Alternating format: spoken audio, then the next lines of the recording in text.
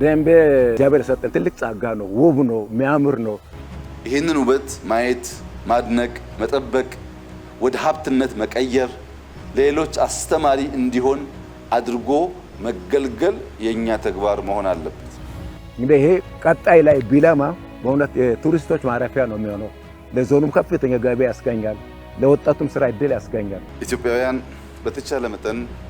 አማን ሚዛን እየመጡ የደንቢ ሎጅን ማየት እንዲችሉና የኢትዮጵያን የውበት ልክ የጸጋ ልክ ማስተዋል እንዲችሉ እጋብዛለሁ መድረክ ቢረከበውና ትኩረት ሰጥቶ ወደ ልማት እንትን ቢል አንደኛ ለዞናችን ከፍተኛ ገቢ ነው ቱሪስቶች ይመጣሉ ሌሎች ከሀገር ውስጥ እንግዶችም ኢትዮጵያኖች ሊመጡ ይችላሉ ለመድረክም በእውነት ለዚህ ትልቅ ማስታወሻ ነው ብዬ ነው የማስበው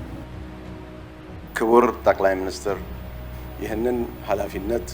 ከጠቅላይ ሚኒስትር ቢሮ ጋር ሆኖ ሚድሮክ እንዲወጣው ተልኮ ሰጥተውናል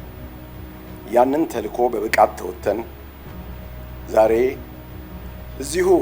ከአፍሪካ አንደኛ በሆነው የበበቃ እርሻችን የተመረተ ሸክላ